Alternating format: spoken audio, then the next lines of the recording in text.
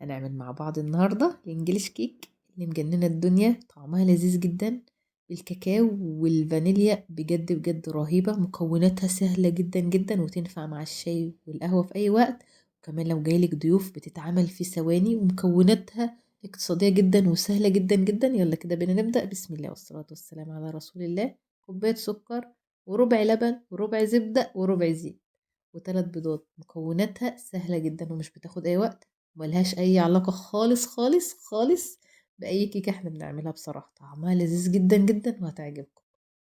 ننزل الأول كده بالزبدة بتاعتنا، بتكون سايحة شوية، ومعانا السكر. سكر ياريت يعني يكون ناعم. وننزل بالزيت كمان، ونضرب الأول دول مع بعض كده.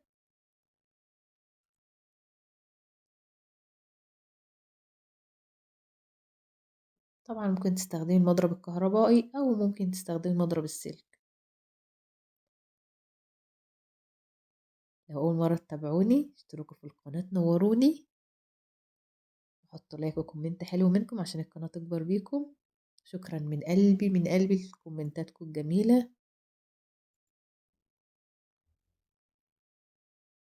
ونضرب كده لحد ما تحس ان هو خلاص بقى يعني ناعم جدا. ننزل بربع لبن بتاعنا، وننزل بالثلاث بيضات. طبعا مفيش اسهل من كده.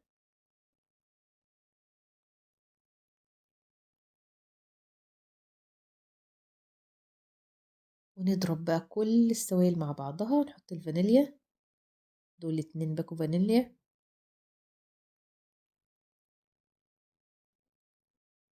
ونضرب بقى كله مع بعضه.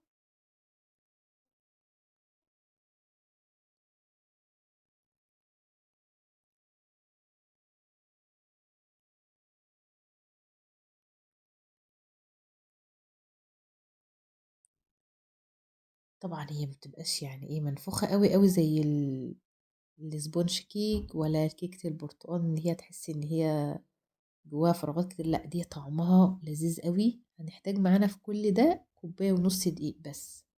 ده كوباية وده نص. وهنحط معانا حوالي معلقة بيكنج باودر. بيبقى محتاج باكو وشوية كمان صغيرين كده يعني ايه.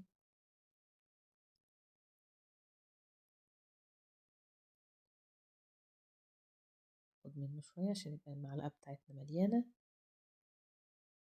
وننخله برضو لأنه بيبقى مخرر شوية. بس كده كل المكونات بتاعتنا ضفناها. نضرب بقى كويس جدا جدا بالمضرب. هي بتبقى تقيلة شوية عن الكيكة العادية.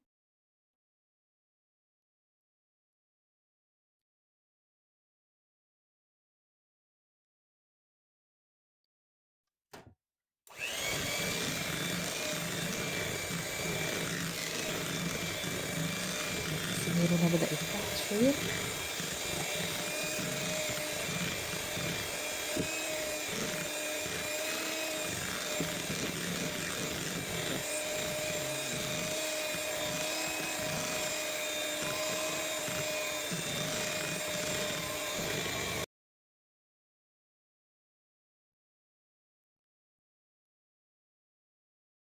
بس خلاص كده هنقسمها بقى في طبقين كمان، يعني ناخد نصها هنا كده.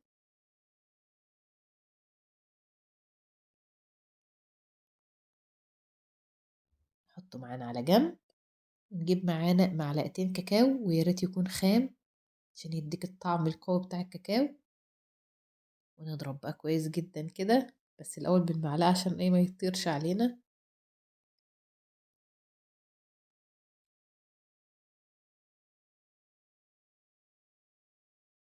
بس خلاص كده. هنجيب معانا بقى القارب بتاعنا، ونجيب ورقه زبده كده ونقصها عليه من بره عشان لما نيجي ندخلها جوه تبقى مظبوطه.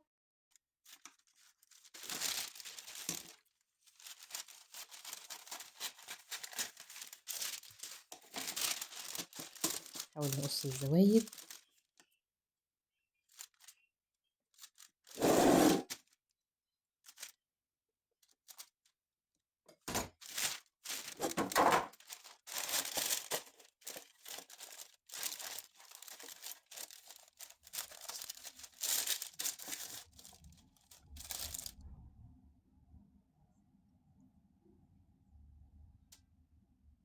ونبدأ بقى ننزل معلقة ومعلقة، معلقة بيضة بالفانيليا ومعلقة بالشوكولاتة.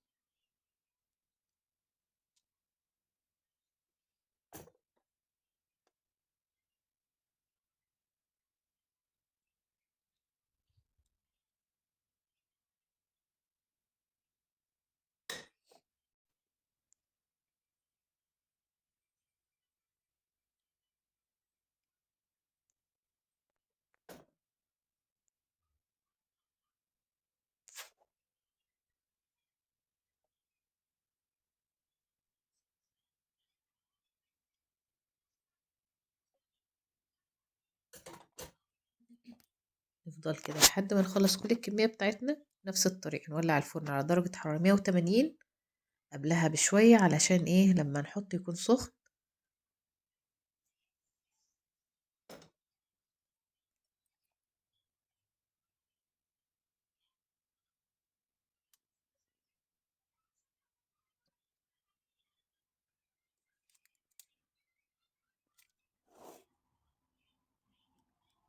بس كده خلاص خلصنا.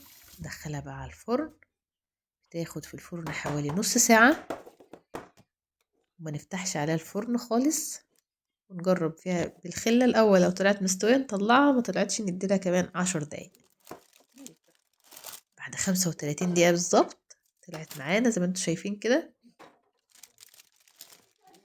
ناجحة من أول مرة. لو أول مرة حتى تعملوها بتطلع ناجحة وجميلة جدا جدا جدا بصراحة.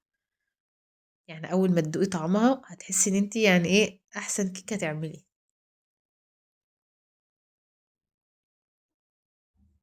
طبعا ممكن تعملي صوص شوكولاتة وتحطيه على وشها، وطبعا زي ما هي كده تقدميها زي ما تحبي.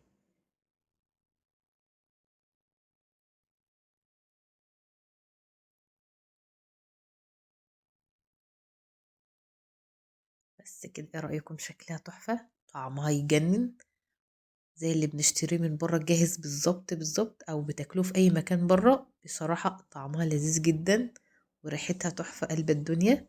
انا عايزاكم تجربوها وتقولوا لي ايه رأيكم فيها في التعليقات.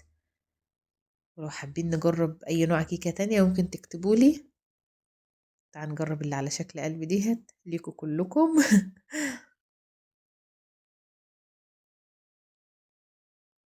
شكرا من قلبي لكل اللي بيتابع الفيديو للآخر، واشوفكم تاني ان شاء الله في وصفة من مطبخي.